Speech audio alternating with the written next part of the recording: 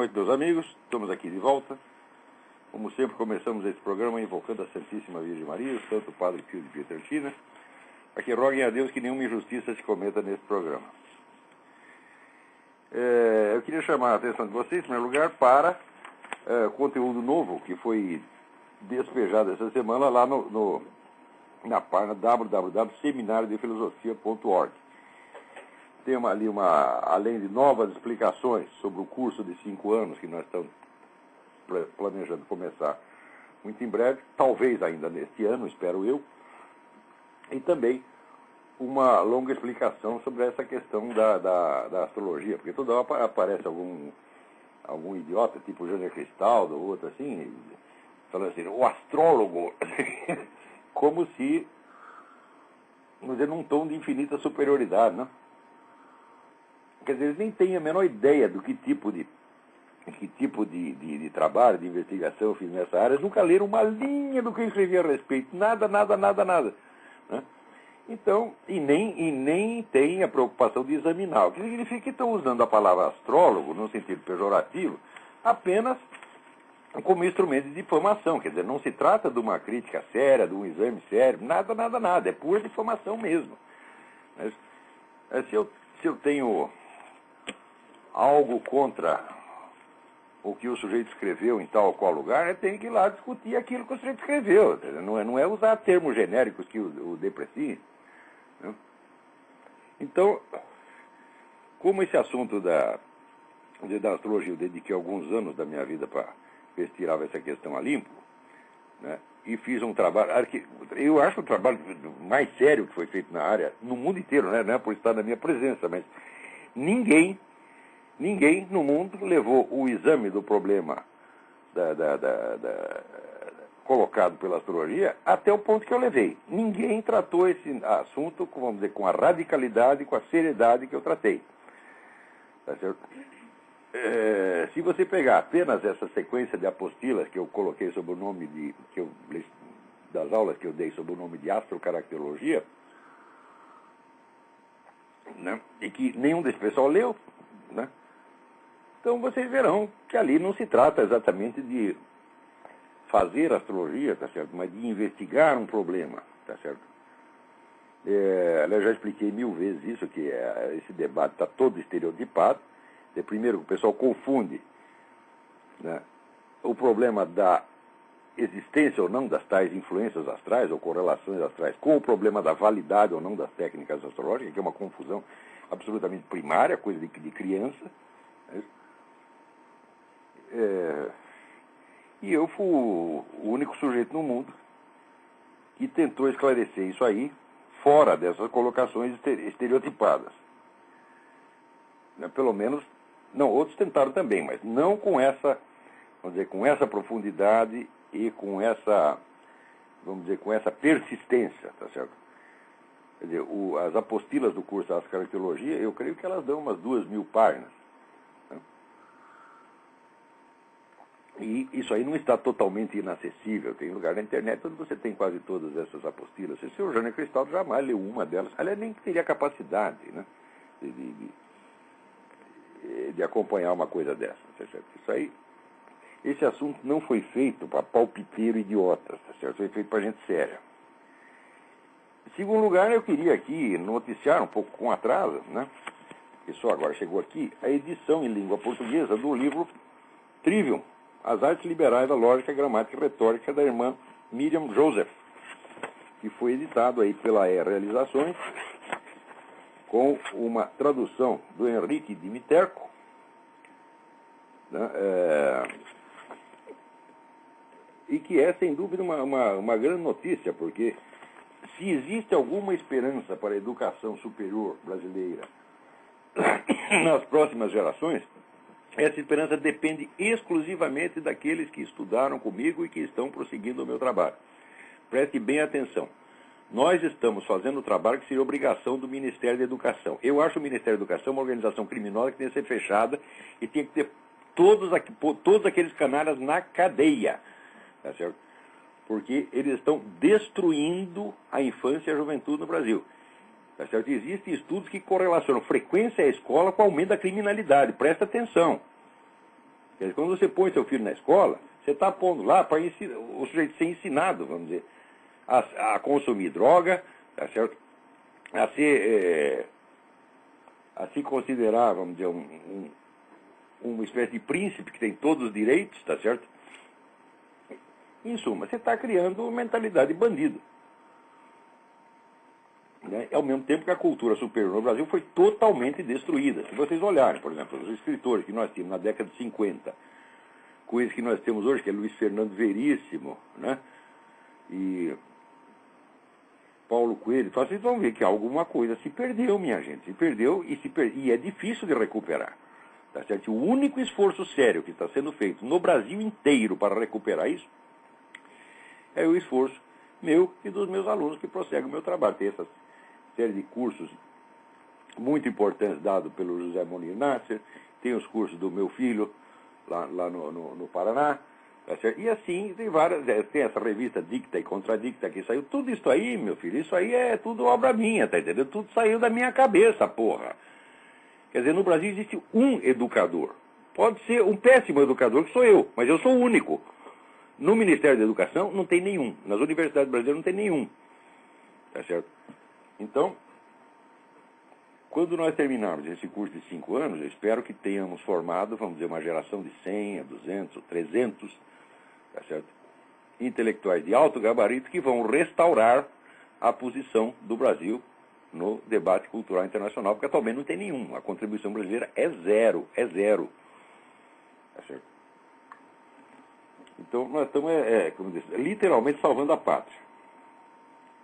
Em terceiro lugar, eu queria noticiar aqui, com grande alegria, né, a formação da União de Organizações Democráticas da América Latina. Isso é, com 20 anos de atraso e com recursos financeiros incomparavelmente mais modestos, surge a primeira organização destinada a enfrentar o Foro de São Paulo. Quer dizer, o Foro de São Paulo prosseguiu as suas atividades não só sem exame crítico e sem contestação, mas protegido por um manto de total segredo, lançado em cima dele por esses filhos da puta, canalhas, criminosos, que são os diretores de redação dos grandes jornais e noticiários de TV brasileira. Isso é tudo gente comprada e vendida, ao Foro de São Paulo. Todos eles, sem exceção. Eu sei o que eu tive que aguentar nessas redações por tentar praticar o jornalismo e noticiar o assunto. Tá certo? Levei tudo quanto é xingamento, ameaça de morte e perdi 4 empregos no jornalismo. Então, se tem um cara que no Brasil pode falar de discriminação, sou eu. Não é isso? Então, é claro que nada se fez nem para contrabalançar, nem por uma questão de honra, nem só para salvar a honra, nada se fez, nem simbolicamente contra o Foro de São Paulo. Então agora, por iniciativa desse grande herói latino-americano, que é o Alejandro Peña Esclusa, que é o chefe da ONG Fuerza Solidaria, ó, vão lá na página da www.fuerza.solidaria, tudo junto, fuerzasolidaria.org. E vocês vão ter a notícia da formação da UNO América, União de Organizações Democráticas da América Latina, na qual os 2 representantes brasileiros são a Graça Salgueiro e o Heitor de Paula, tá certo? Eu espero também dar a minha modesta contribuição a esta organização. Vamos dizer que posso garantir para vocês, lá não tem verba da Fundação Rockefeller, não tem verba da Fundação Ford, não tem verba do George Soros, tá certo? Não tem dinheiro do Banco Itaú, né, seu Setúbal? O senhor é uma mãe para toda essa putada esquerdista. Agora, se a gente quer fazer uma coisa para defender, né, as instituições democráticas, a liberdade civil, né, a liberdade de imprensa, a liberdade de opinião, que no Brasil está totalmente estrangulada, tá certo? Aí não pode, aí isso não ajuda, não. Né? Então, dê uma espiada lá, www.fuerzasolidaria.org. Né? Agora que eu recebi o e-mail aqui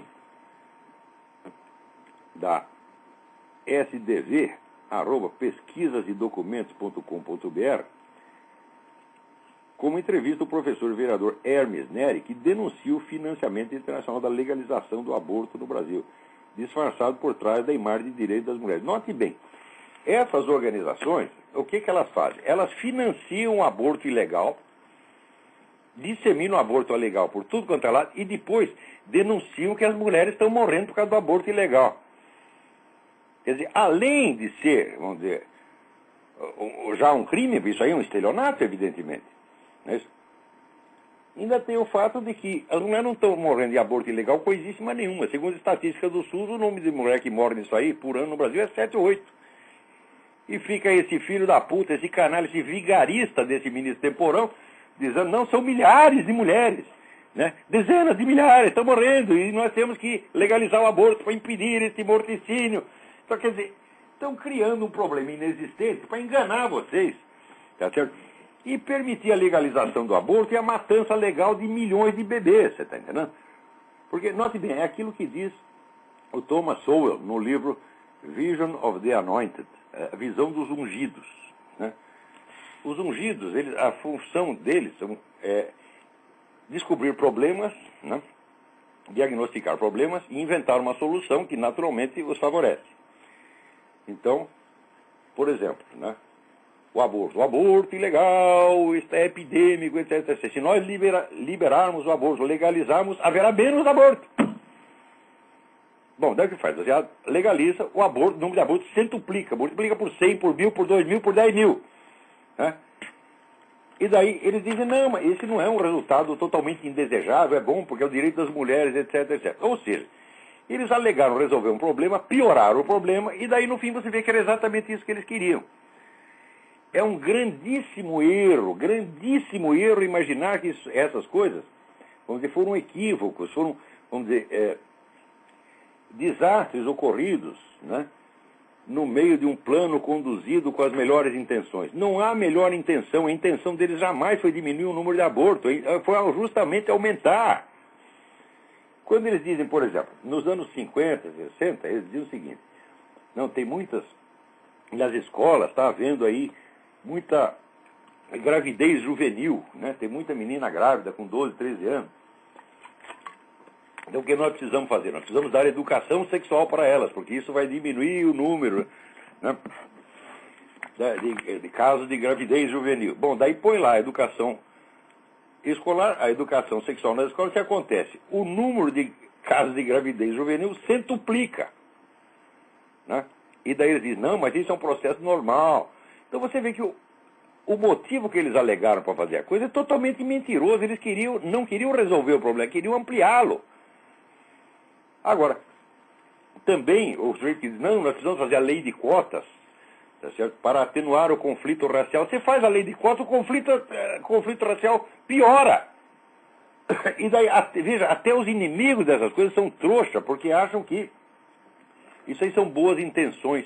Aqui eu acabei de ler o livro do Gerald Taylor que chama Paved with Good Intentions, quer dizer, a alusão àquela frase do André Gide, que o caminho para o inferno está pavimentado de boas intenções. Não há boa intenção nenhuma nessa lei de cota em ação afirmativa, etc. Isso jamais foi feito, nem para melhorar a situação dos negros, nem muito menos para diminuir o conflito racial. Aumentar, vamos dizer, melhorar a situação dos negros, já está melhorando antes, e não por causa disso aí. Está melhorando porque tem mais oportunidade de emprego, tá certo? Porque a condição econômica deles hoje é idêntica do branco, não tem diferença nenhuma, tá certo? Não tem nenhuma diferença significativa. E, apesar, vamos dizer, se você pegar, mesmo nas áreas onde você não consegue identificar nenhuma diferença, pegar dois grupos sociais homogêneos, com a mesma renda familiar, mesmo tipo de emprego, etc, etc. A criminalidade entre os negros é muito maior do que entre os brancos. Por quê? É por um problema financeiro? Claro que não. É pela constante instigação à ilegalidade. E é pela dissolução da família na escola, porque 50% das crianças negras aqui nascem fora do casamento. Então o sujeito é marginal desde que nasceu. Você espera que ele seja o quê quando ele crescer? Certo?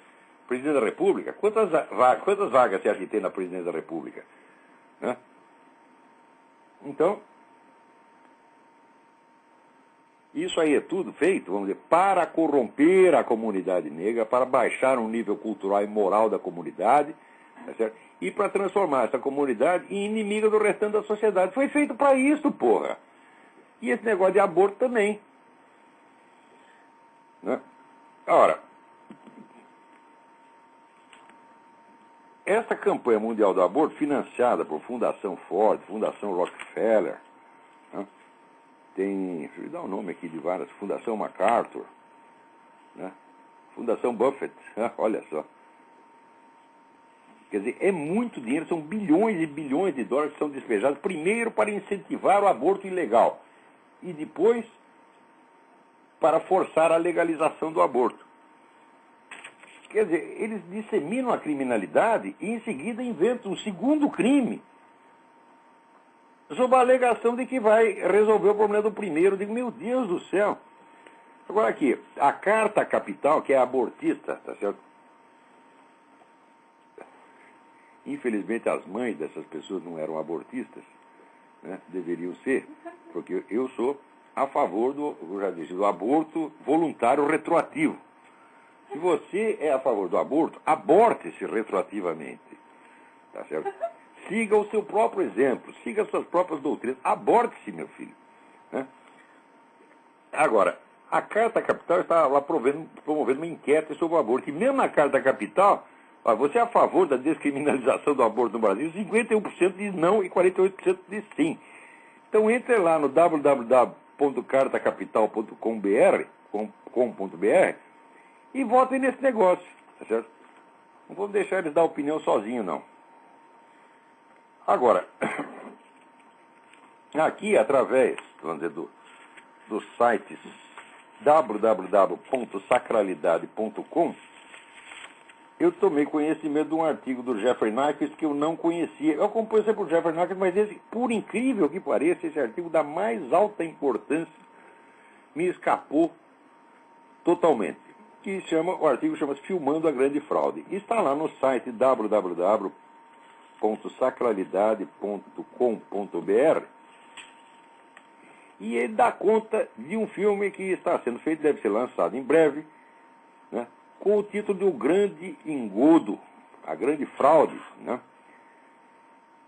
em que mostra o seguinte: baseado em entrevistas com ex-agentes de inteligência do Bloco Comunista, funcionários graduados da CIA e vários estudiosos, mostra que o colapso do comunismo não foi uma coisa espontânea e nem totalmente forçada de fora, porque a versão oficial é a seguinte, é que a União Soviética acabou, né, por pressão dos Estados Unidos e por uma espécie de colapso interno, espontâneo, eles não conseguiram controlar a situação.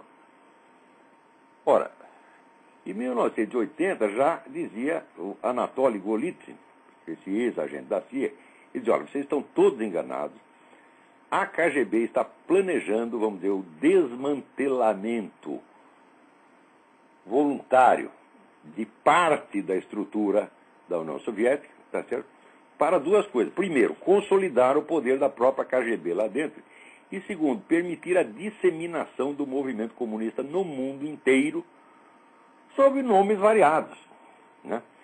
E terceiro, acontece que desmantelando o Estado soviético, desmantelando a União Soviética, uma parcela imensa da verba da KGB foi liberada para o exterior. Então hoje você tem milhares de firmas no exterior que são lavagem de dinheiro da KGB. E isso aí é aparentemente o progresso do capitalismo, né?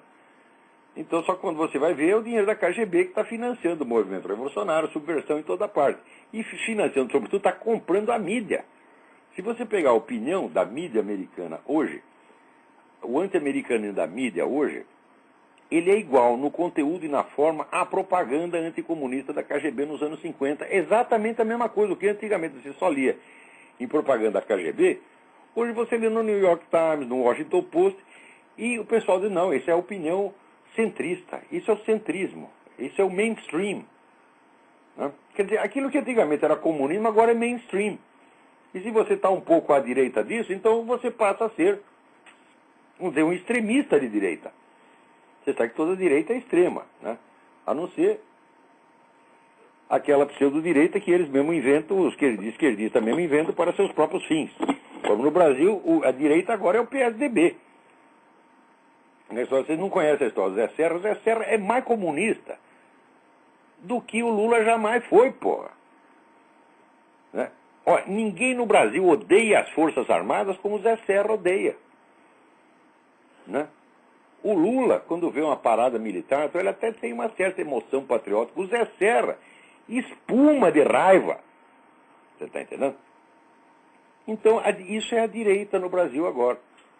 Ó, vocês sabem que esses dois partidos eles surgiram do mesmo grupo de pessoas. Né? O PSDB é uma extensão do antigo SEBRAP. O SEBRAP foi um grupo de intelectuais comunistas da USP que perderam emprego na USP e imediatamente levaram um dinheirão da Fundação Rockefeller, tá certo?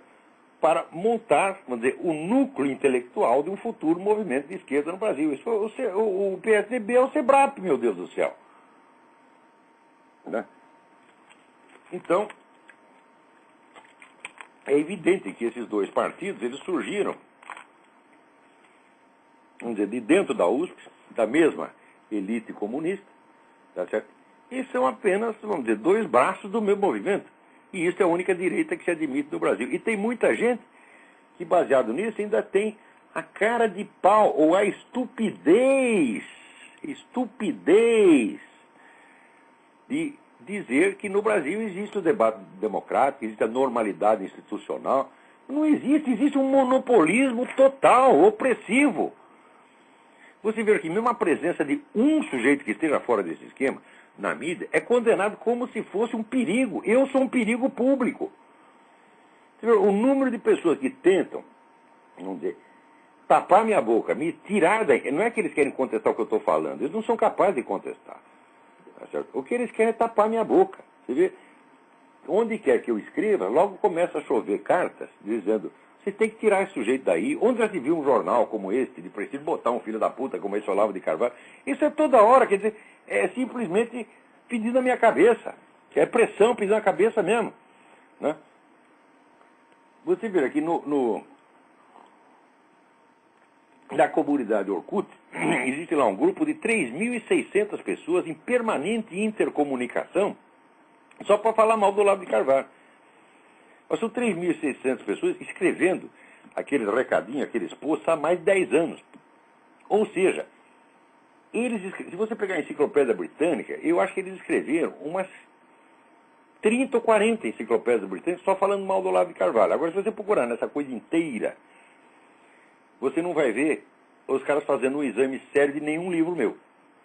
Eles nem leem os livros. Vai ver se eles examinaram, né, a história essencial do curso, a história essencial da filosofia. Não. Se examinaram lá, fizeram um exame do Jardim das Aflições, nada.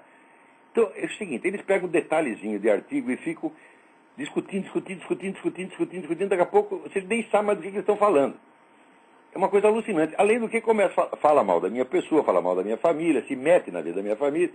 Quer dizer, é um empreendimento de difamação, uma coisa absolutamente psicótica. E os caras são tão filhas da puta que no começo o site chamava Nós Odiamos o Olavo de Carvalho. Depois, espertinho, mudou assim: Olavo de Carvalho nos odeia. Ora, mas isso é de uma covardia, de uma mesquinharia que sai da medida da normalidade. É uma coisa evidentemente psicótica. Né? Então é um fenômeno muito, muito estranho. Né? É claro que eu também tenho a minha comunidade lá que tem mais gente do que a deles, mas como é que você pode ter uma comunidade de 3.600 pessoas só para destruir um sujeito? E há 10 anos estão tentando e não conseguiram, não. Quer dizer, que merda. Que tipo de formiga, de pulga frequenta essa coisa, meu Deus do céu? E que 3.600 pessoas obcecadas com um sujeito, pensando no sujeito dia e noite. Né? E daí, vamos dizer, de vez em quando eles conseguem, vamos dizer, pegar um detalhezinho qualquer, vamos dizer, um detalhe que não está muito exato no artigo, Eles, nós destruímos o Olavo de Carvalho, nós arrasamos o Olavo de Carvalho. Puta que pariu, mas que coisa mais pueril, besta, desprezível, mesquinha. Que gente mais fraca, né? Olha, se você vai lá, são 3.600 bundas, você está entendendo? Todas peidando ideias, peidando opiniões o tempo todo. Né? Peraí, tem alguém na linha aí. Quem é? Mas peraí, eu estava contando aqui a história do Nyquist. Né? Alô? Alô, tudo bem? Oi. Alô, quem é? Olá, vai André aqui de Salvador, tudo bem? André, tudo bem? Beleza. Olá, olha só, tira uma dúvida. Você, há umas 2 semanas, você tinha recomendado um autor sobre crítica literária, o Northrop Frye, né? Aí eu fui entrar na internet para comprar o livro e me surpreendeu bastante que quem edita The Great Code, que foi traduzido como Código dos Códigos, é a editora Boitempo, que é uma editora escancaradamente marxista. Então, eu fiquei com essa dúvida. Doutor Emir, que é o chefe da Boitempo, né? Devia ser burro tempo, não Boitempo. Ou vaca tempo, né? Então, o doutor Emir leu lá o meu artigo, vê que, esse cara está falando, daí eles, nós não podemos deixar isso passar em branco, tá entendendo? Não podemos deixar que o Olavo de Carvalho é o cara que fala isso. E a Universidade Brasileira, e o prestígio da Universidade vai ficar, vamos editar isso aí rapidinho. Então é isso. Então o livro não tem nada que possa ser, assim, digamos, aproveitado em prol do marxismo, eu não sei alguma se a coisa assim, não, né? Porque, olha, tradução de ter o nome do doutor Emir... Já é suspeito, né? A possibilidade de fraude é enorme, porque veja o que ele fez com aquele livro do francês, até esqueci o nome do sujeito. Ele fez uma tradução que invertia o significado que o cara falava. Então eu acho melhor comprar ele em inglês mesmo, né? Ter esse trabalhinho a mais aí, né? Língua, tem a tradução espanhola, tem a tradução francesa. Tudo bem então. Então tá bom, que eu fiquei muito intrigado aí com a sua recomendação, editada pela Boitempo. Então você já esclareceu aí. Obrigado, Olavo, um abraço aí, muita saúde. Um abração. Bom, tchau. Então, o Nyquist, nesse artigo, ele está falando do filme do cineasta chamado Robert Buchar, B-U-C-H-A-R, né, que é um sujeito que nasceu na Tchecoslováquia e que agora está aqui no Columbia College de Chicago. Olha, é o mesmo onde esteve lá o Obama na Faculdade de Direito, né, fazendo aquela tese secreta que ninguém pode ler, né, e tendo lá uma carreira maravilhosa que também ninguém pode saber, porque o histórico escolar é proibido, é secreto. Né? Mas falando nisso, houve todo o debate naquele site Pedro Doria, e eu estou lá, eu de idiota, de bobo, de trouxa, comecei a responder as coisas lá no Pedro Doria. Então estou lá, né, puxando o público para, como diz o movimento dos 100 leitores, como diz o Reinaldo Azevedo, né? Então, Pedro Doria é um sujeito cuja maior realização na vida, segundo ele próprio declara, foi ter divulgado a Bruna Surfistinha, né? Aquela ex-prostituta que conta lá aquelas coisas de bordel. E, no tempo da minha adolescência, aquelas revelações poderiam ser espantosas. Mas hoje, que, né, que os moleques estão dando cu nas escolas, né? Fofoca de bordel é coisa velha. Mas, enfim, tem louco para tudo nesse mundo. Né? Então, esse... o sujeito que vive onde a sua grande realização jornalística é divulgar fofocas de bordel. Né? Então, quer dizer, o cara já é suspeito. Mas quando você vai entrar lá no debate, então é a mesma coisa. Aparece 100 sujeitos levantando 1001 detalhes, né? E esperando, né, que eu ou responda a todos, o que é uma impossibilidade física pura e simples, né? Ou não responda nada. Se eu tentar responder... Então ele diz, tá vendo? Ele dá atenção para qualquer coisinha. Ele, né? Tem um sujeito lá que reclamou de eu dar atenção para o post dele mesmo. Né? E se eu não dou, fugiu do debate. Né? Então, de trouxa, comecei a responder lá, depois continuei respondendo no site, na comunidade do Orkut, comunidade Olavo de Carvalho do Orkut. Está lá, né? E os caras no Pedro Doria dizendo, ele fugiu do debate. Não, eu fugi da parte do Pedro Doria. Porque aí está muito cheiro de peido no ar, eu não quero ficar aí. Tá vendo? Então, eu continuo respondendo no site, onde me convém, não onde convém a vocês. Tá certo? Agora, o curioso é que apareceu uma tal de Lizzie, que é uma brasileira que vive aqui na Califórnia. Né? Ela vem aqui sofrer os horrores do capitalismo, coitadinha. Está lá lecionando na Universidade Americana, ganhando aquela miséria, né? sendo explorada pelo capitalismo, né? Ô, Lise, você devia lecionar lá em Cuba, porra, não aqui. Aqui você sofre muito, né? Então a mulher é obamista louca, fanática, né? Cega, histérica. E como eu tinha escrito o seguinte, olha, o Obama com aquela certification, aquele atestado de nascimento que ele apresentou, ele não poderia tirar nenhuma carteira de motorista, a mulher vai lá e faz uma tremenda pesquisa na internet, mas uma pesquisa imensa para provar que aquele documento é legal e pode ser aceito. Né? Falei, mas eu nunca disse que não. Eu disse o seguinte, eu disse que só com esse documento o Obama não poderia tirar nenhuma carteira de identidade. Não quer dizer que o documento em si seja ilegal ou não possa ser aceito. Claro que pode. Daí, como ela fez essa pesquisa, aparece 500 negros dizendo, tá vendo? Ela tapou a boca do Olavo, destruiu o Olavo de Carvalho, olha só, blá, blá, blá. Quer dizer, primeiro, assim, um autor de 40 mil páginas de escrito, você descobre uma coisinha sobre um fato da atualidade e acha que se desmentir naquilo, você destruiu o cara. Digo, puta que pariu, já é coisa de psicótico, evidentemente, né? Mas vamos supor que ela tivesse feito isso. Mesmo se tivesse feito, não seria grande merda, né? Eu pego lá a obra de Goethe, tá certo? E mostro, olha aqui, Goethe errou uma data, Goethe falou uma coisa de uma lei que não é assim. Vai pra puta que pariu, porra, né? Mas, mesmo assim, é o seguinte, o que a mulher fez é discutir comigo como se eu estivesse questionando a legalidade do documento, ou a aceitabilidade do documento. Eu jamais aceitei. O que eu disse é o seguinte, é que só com esse documento ele não pode tirar uma carteira de identidade. Daí ela disse, olha, está aqui a lista dos documentos aceitos, e, além disso, não está na lista dos documentos não aceitos. Olha, a lista dos documentos não aceitos não existe, minha senhora. Porque uma lista dos documentos que não são aceitos não teria fim jamais, né?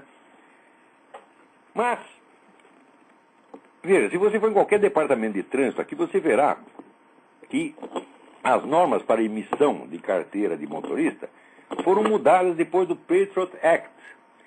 Isso quer dizer que todos os documentos são verificados. Eu até coloquei lá na comunidade do Olavo de Carvalho o regulamento do DMV, Departamento de Veículos Motorizados, que diz todos os documentos apresentados para a carteira de motorista são verificados. Ora, o que é a certification, aquela que o site Daily Cost e a campanha do Obama publicou? Aquilo é um atestado de que existe um registro de nascimento. E ali conta 2 ou 3 dados do registro, como o local, o nome do pai, o nome da mãe, né? Está lá. Então é um atestado de que existe um registro. Como é que você verifica o atestado de um registro? Consultando o registro. Porra! P-O-R-R-A! Agora fica esta dona Lise, que é uma louca, você está entendendo? Fazendo uma pesquisa, ela é professora de história, usando todos os seus recursos de pesquisa historiográfica para provar que o documento é legal, mas eu nunca disse que o documento é ilegal. Porra! P-O-R-R-A! Né? Exclamação. Né? Então, eu lembro do tempo que eu trabalhava no Notícias Populares, as manchetes iam completar um certo número de linhas, de sinais, se faltava, daí o Jean Mellet, que era o diretor, que era outro maluco, dizia, né? Pau era exclamação. Então aqui, porra, P-O-R-R-A, pau. Entendeu, né? Então, o que a mulher está discutindo? Ela está discutindo um detalhe lateral absolutamente sem significado. Em segundo lugar, existe o detalhe que, além do documento ser verificado, e verificar, eu vou repetir, eu não sei se eu não estou sendo claro, didático o suficiente. O atestado atesta que existe um registro de nascimento. Como é que você pode verificar o atestado sem ser conferindo com o próprio registro? Ou seja, com aquilo que eles chamam Vote Birth Certificate. Não tem outro jeito, porra. Então, você veja, até o número do Social Security, que você dá lá no DMV, eles vão verificar. Eles passam imediatamente um xerox para o Social Security, né? E diz, me confere aí vê se esse número confere aí, porra. E daí os caras mandam, né, de volta o xerox do registro original, está lá o número do Social Security confere. Então, chega lá, senhor Obama, eu quero uma carteira de motorista, eu quero a minha driver's license. todo ilegal tem, eu que sou senador da República, eu quero ter a minha também. Porra! Daí ele bota lá, certification. O que eles fazem? Passa o xerox daquilo para o Departamento de Saúde do Havaí e diz, confere aí, porra. Hã? Quer dizer, tem que ter um registro lá, porra. A validade do atestado depende da existência do registro originário. O atestado não é um documento independente. E ele não é também uma cópia do registro originário, ele é apenas um atestado de que o registro existe. Até onde, porra, é tão difícil entender isso. Agora fica lá a mulher fazendo uma pesquisa imensa para provar que o atestado é legal. Fala, claro que o atestado é legal, porra. Mas ele é legal por quê? Porque existe o registro. E se não puder conferir com o registro, bom, aí é o seguinte, é o atestado do inatestável. Né? Agora, as pessoas leem aquele negócio da Lise e ficam impressionadas com a quantidade. Olha, ele está checando o fato. Eu digo, mas escuta, peraí. A validade de uma pesquisa não é só a minúcia dos fatos, é a pertinência, é saber se está discutindo o centro da questão ou outra coisa completamente diferente. Em segundo lugar, tem o detalhe que o DMV exige não um documento de identidade, exige 2. Cadê o segundo do Obama? Hã? Histórico escolar? Não, histórico escolar do Obama está proibido, não pode ter. Hã? Passaporte dele também não pode ver. Então, pô, é tudo documento secreto. Agora, tem outra coisa. Também está no regulamento do DMV que se houver qualquer sinal de que houve falsificação ou adulteração, a coisa não vai ser aceita e ainda vai ser comunicado para a polícia. E existe o seguinte, tem o alistamento militar do Obama é evidentemente falsificado. Olha, com relação ao atestado certification, há indícios de que é falsificado. Esses indícios são muito fortes. Mesmo porque as margens do documento, aquele papel onde se imprime, é mudado todo ano. E ali aquele sujeito técnico que foi consultar lá pelo ONET dele mostra que as margens, ali tem 2 margens misturadas, uma de 2007 e outra de 2008, então tem algum treco errado. Mas mesmo assim pode ter havido algum engano. Mas no caso do alistamento militar não há engano possível. Não há nenhum engano possível, porque o atestado foi assinado em 1980, num formulário que foi impresso em 2008. Quer dizer, eu sei que o Obama caminha sobre as águas, que ele faz a multiplicação dos pães, eu sei de tudo isso. Mas como é que você pode assinar um formulário 20 anos antes do formulário ser impresso, porra? Isso aí, ó, nem Jesus Cristo fez, porque isso aí seria inverter a ordem do tempo. Inverter a ordem do tempo não consta que Deus Todo-Poderoso tenha feito jamais. Por quê? Porque o tempo é a estrutura da realidade onde a gente existe. Ele inverter a ordem do tempo ele pode fazer, mas ele pode fazer no juízo final, porque daí acabou tudo. Como diz, é o fim dos tempos. Ou seja, se Deus Todo-Poderoso invertesse a ordem dos tempos, acabaria o mundo instantaneamente. Agora, o Obama inverteu a ordem dos tempos e o mundo continua existindo, porra. Então, quer dizer, se apresentasse o certificado de alistamento militar, ele seria preso. Se vocês querem ver, confiram. Olha, essa aí é uma coisa assim, isso é a mancha de batom na cueca. Isso não tem explicação possível.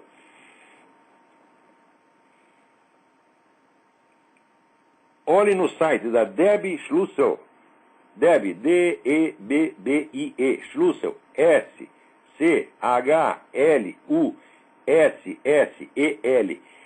Deem uma olhada lá e vocês vão ver.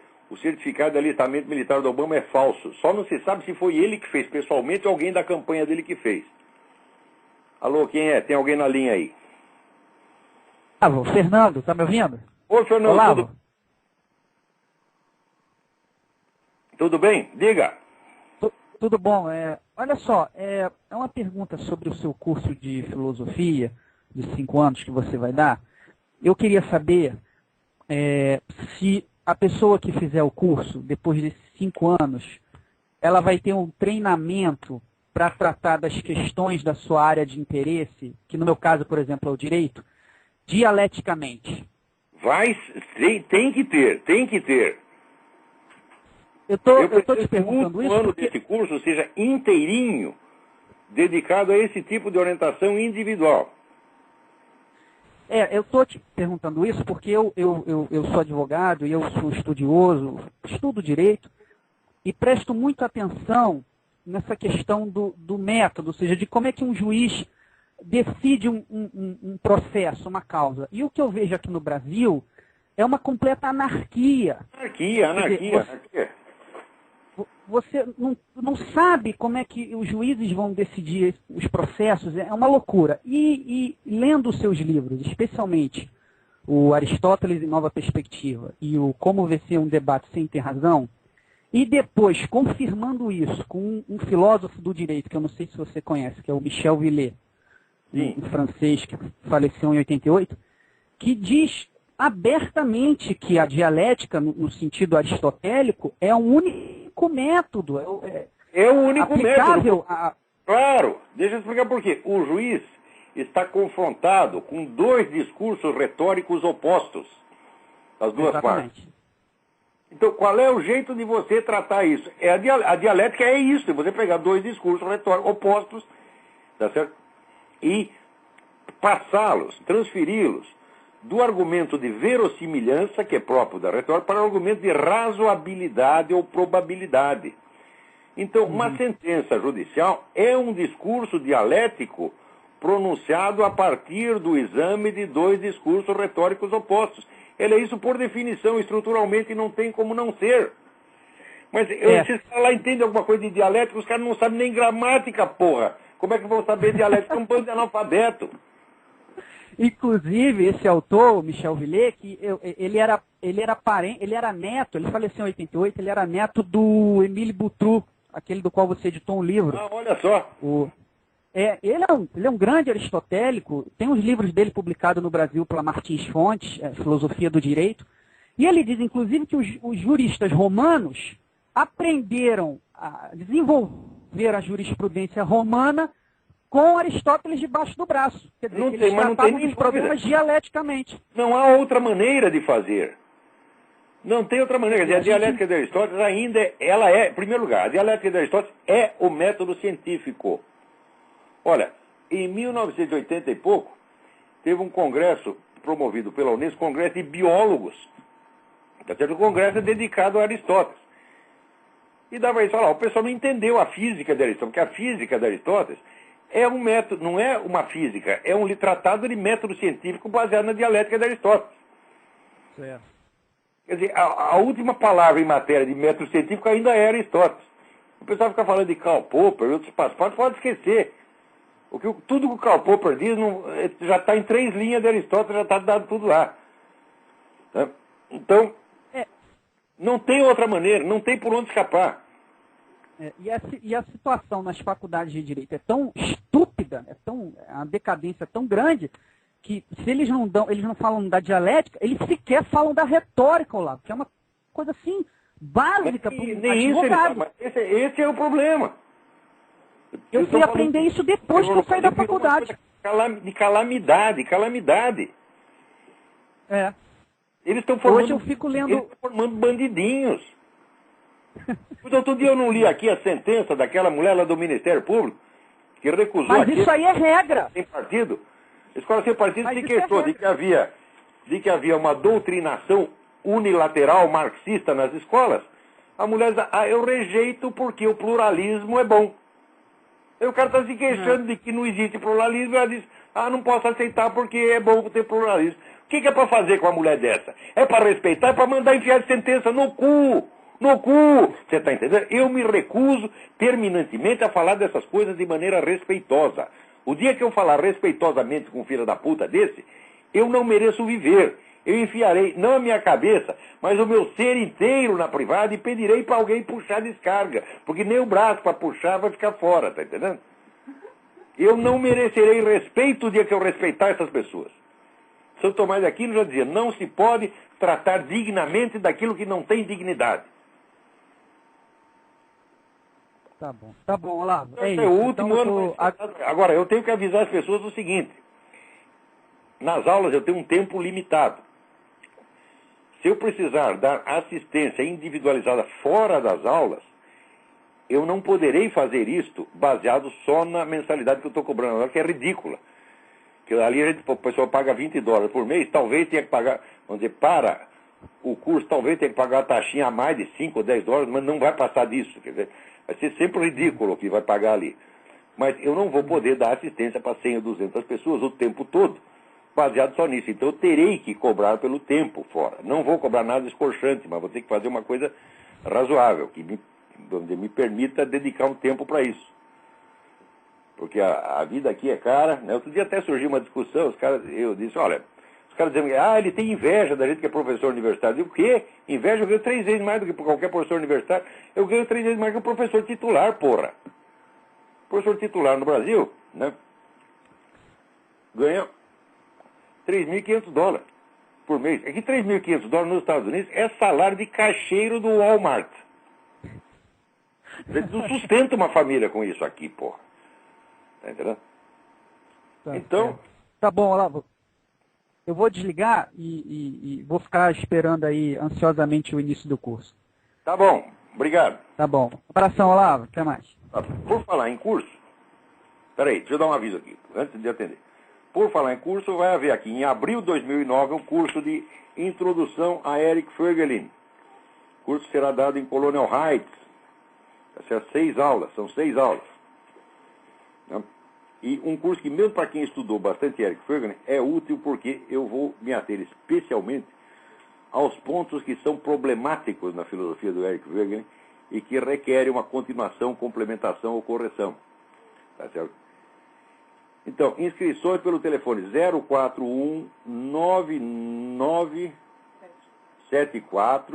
041-9974-4443. 9974-4443 com o seu Eduí, no Paraná.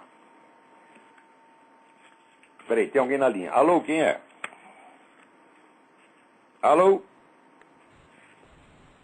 Alô, Olavo? Eu? Olavo, é Eduardo, tudo bom? Oi, Eduardo, tudo bem? Tudo jóia. Olavo, eu tenho uma pergunta, é um tanto quanto pessoal. O que você acha da filósofa e novelista russa Ayn Rand? Olha, eu já expliquei agora várias vezes. A Ayn Rand, como romancista, eu acho ela muito impressionante. Muito impressionante. Tem páginas ali que parecem Dostoiévski. É de uma imaginação extraordinária. Porém, como filósofa, eu tenho que dizer o seguinte, a mulher não sabe distinguir entre o que é uma ética e o que é uma psicologia prática. Ela não sabe nem isto. Então, como filósofa, pode esquecer. Aquilo lá é ridículo, você está entendendo? Tem um ex-discípulo dela, Murray Rothbard, que escreveu coisas horríveis sobre ela, dizendo que aquilo era uma seita, que ela oprimia as pessoas, que ela escravizava os alunos, etc. Igualzinho eu faço, né? Você sabe que eu escravizo todos vocês, né? Aqui o sujeito não me obedeceu, eu desço a mão, você está entendendo? Né? Viu? Todo mundo na base da intimidação, né? O pessoal fala, não, aquilo lá é uma seita, ele oprime as pessoas, ele faz lavagem cerebral. Estou fazendo lavagem cerebral em você agora, você não percebe, tá vendo? Se você não me obedecer, vai apanhar. Tá? Então, o cara diz tudo isso, mas não é disso que eu estou falando. Eu estou falando apenas do ponto de vista técnico. Ayn Rand, o que ela chama de ética, aquela ética do egoísmo, não é uma ética. Aquilo é apenas uma psicologia prática para o uso de empresário, é livro de autoajuda para empresário. Quer dizer, o empresário está culpado, ele se sente culpado por ser empresário, então chega lá Ayn Rand e mostra para ele que ele agindo no seu interesse próprio, ele pode estar ajudando a sociedade. Então o sujeito se sente aliviado. Eu digo, mas você chama isso de ética, porra? O que é isso? Para ser uma ética precisa muito mais do que isso. Né? Então, filosoficamente não leva a ênfase de jeito nenhum. Agora, os romances dela são realmente impressionantes. Ah, tá. Tá bom. Agora, o Atlas Shrugged, né? Quer dizer, são impressionantes, mas não quer dizer que eu aceite a visão de mundo que está lá. Né? Porque, por exemplo, no Atlas Shrugged, o herói é um arquiteto, né? E ele não se conforma em fazer os prédios de acordo com o estilo tradicional que predomina na cidade. Ele diz, o prédio tem que ter uma individualidade, tem que ter um estilo, né, próprio. Eu digo, uai, e a cidade não precisa? Você começa a fazer um prédio de acordo com a cabeça de cada um, fica essa merda que nem virou São Paulo. As cidades americanas são bonitas porque você tem uma certa harmonia. Você tem um certo número de estilos identificável. Então, o herói da Ayn Rand é um destruidor de cidades, porque ele só quer saber do estilo dele. Tá entendendo? Então tá lá um parceirão estilo vitoriano, ele chega e coloca uma nave espacial lá no meio e vira uma merda. Entendeu?